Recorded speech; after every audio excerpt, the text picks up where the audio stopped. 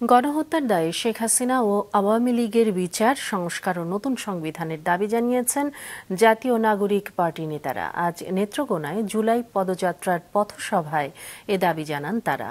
পরে শেরপুরে পদযাত্রা ও পথসভা করেন এনসিপি নেতারা। Desk report.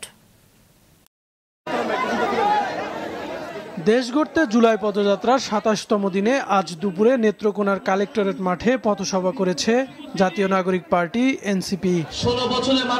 পথসভায় দলটির আহ্বায়ক নাহিদ ইসলাম গণহত্যার দায়ে শেখ হাসিনা ও আওয়ামী লীগের বিচার দাবি করেন। শেখ হাসিনা সহ আওয়ামী লীগের যারা বিভিন্ন সন্ত্রাসীরা রয়েছে তাদের বিচারের দাবিতে আমরা রাজপথে নেমেছি এবং দেশব্যাপী সংস্কারের দাবিতে আমরা নেমেছি এবং একটা নতুন সংবিধানের দাবিতে আমরা নেমেছি।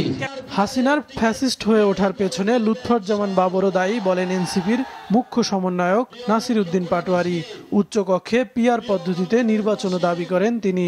আমি বাবর ভাইকে সম্মান করি, তারা নির্যাতিত নেতা, কিন্তু আপনার ওই কাজ আমি সমর্থন করি না।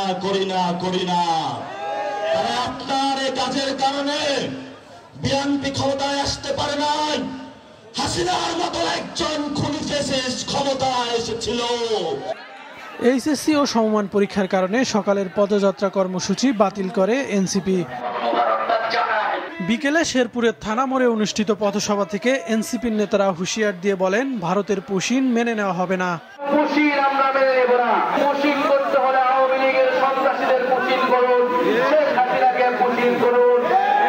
বিচারের মাধ্যমে শেখ হাসিনা সহ আওয়ামী লীগকে কাঠগড়ায় দাঁড়া করাবো। কাউসার আহমেদ, মাছরাঙ্গা, নিউজ ডেস্ক।